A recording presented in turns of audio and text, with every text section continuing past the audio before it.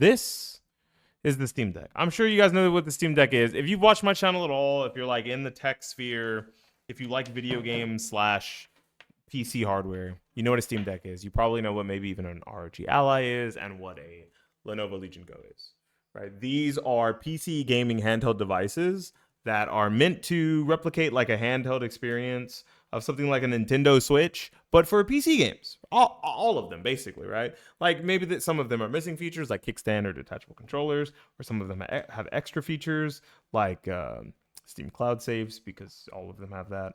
Or they're on a different operating system from something like Windows, like the Steam Deck is. But essentially, they're just a big old device that allows you to use your entire PC gaming or Steam catalog, depending on the two. These prices aren't normal, or maybe they are now, but about a week ago, I'm not going to do the thing. I'm a zoomer. Hey, Zach. About a week ago, Steam re released the Valve Steam Deck. Unfortunately, it had been out of stock for a really long time. When that stock came back, not only did it come back, it came back with a price increase. A price increase of about 40%, because I believe one of these was $649. That was the OLED, and the other was $599 or $549. So both of these got a massive price increase. The 512 about 40%, 43%, and then the OLED 1TB about 46%. And that seems like it would completely kill a device, make it unviable as a product, and remove it from store shelves, right? Essentially from digital store shelves. These actually sold out in the 24 hours that Valve originally re-released the stock. Now they're back in stock, and they're probably ramping up production, making a few more, because they've realized, unfortunately, people will pay more for these devices because they're just that hard to get, they're that hard to come by, and they're that good. Do I think that they're worth the money? No. But yes and no. I think they're worth the money, but I don't think that they're as good value as they used to be at the prices they're currently at. And I can say that for basically every gaming handheld PC that has had a major price increase. This is the Lenovo Legion Go. This was $759 when I bought it. When it was brand new, it was supposed to be $759. I got it on sale for $659, so a whole $100 off. These now, brand new, original model, not even the 2, not the S. These Legion Go's are $1,000. $1,000. That is a huge price increase. That is $250 extra. I actually don't know what that equates to. I don't know the percentage. I'm too fucking lazy. But it is a lot, just like with this Steam Deck OLED situation. We didn't even get a Steam Deck LCD refresh to kind of soften the blow. It'd have been nice if we had the 256 gigabyte LCD at something like 550, right? The new floor of 550 would at least be close to something like the Nintendo Switch 2. Because honestly, looking at this, it looks like the Nintendo Switch 2 is good gaming value for a gaming handheld, and I still think it's terrible, but they're all so bad that the Steam Deck doesn't look like the de facto dude just get a Steam Deck king of value that it used to be. Everything's going up in price. It's kind of hard to completely fault Valve for wanting to continue to give people access to the stock, but having to raise the price on it. I've seen takes as odd as if Valve couldn't release the Steam Deck again or restock the Steam Deck again at the price that it was originally, they should have not restocked it. I don't know if I like that idea because people are still looking for this device. People still want these. And obviously, if people still wanted these, if people didn't want these, they wouldn't have sold out instantly, but they did. Right? This is 4-year-old hardware at this point. It's a Zen 2 processor with an RDNA 2 GPU. That's not the latest and greatest, but it's still good enough that people are looking for these even at the exorbitant over 40% inflation prices. That is a lot. It really scares me because I don't want this to become a new normal, but obviously Valve can't subsidize the way something like PlayStation can and like Nintendo can and Xbox can. They're not even doing it. Even they're raising their prices. This is basically a PC game store. They're not really a hardware manufacturer. They're barely even a publisher anymore. So them doing this is just a way to keep their bottom line safe from maybe scalpers and resellers, which I don't really want to make an excuse for a big corporation, but God, at least it's not a publicly traded one. This company has time and time again at least tried to be consumer friendly. It may have been forced to, but tried its best to be consumer friendly. These prices don't look it, but putting the Steam Deck back in stock is more consumer friendly than making it so now you can only rely on the secondary market.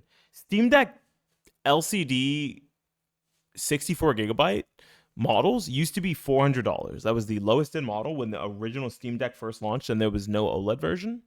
That one is discontinued, and so is the LCD 256, but the 256 became the new standard at $400. If you go on eBay right now, you will not find a buy it now 256 gigabyte $400 Steam Deck LCD or a 64 gigabyte Steam Deck LCD for $400. They are just so expensive, and making it so now instead of paying those exorbitant prices for a smaller, older, slightly used model of a Steam Deck that you'll just have to upgrade with iFixit parts to make it feel new again and put an OLED panel on yourself with a Deck HD screen, or upgrade the SSD inside of from the eMMC or the smaller 256 gigabyte SSD. You can just buy one of these two new ones and be set with older hardware, but new product off the shelf. Do I like this new price? No. Do I think that it's a reasonable entry floor for gaming handheld PCs? No. I think now, unfortunately, if you're looking for a gaming PC, a gaming handheld, you want to look up the Xbox ROG Ally okay, well, it's showing me the 2 because the 2's out, or it got revealed at Computex. So unfortunately that's what everyone's going to be looking at. But I think now you would look for something like the ROG Xbox Ally, not the Ally X, just the regular one, at $600. It's got a 120 hertz screen. It's got a slightly newer processor. I actually think that this is the exact same as the Steam Deck processor. I'm going to be quite honest with you. The Z2A, like if you look at it on paper, it's basically the same processor under a different name, and then a 512 gigabyte SSD.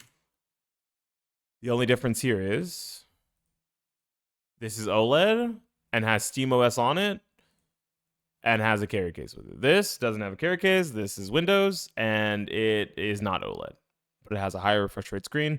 This is significantly cheaper now than the Steam Deck is. It used to be that they were about price parity at $549 and $599. Now, upon any reasonable doubt, without any reasonable doubt, this is the cheapest and unfortunately best entry point for gaming handheld PCs.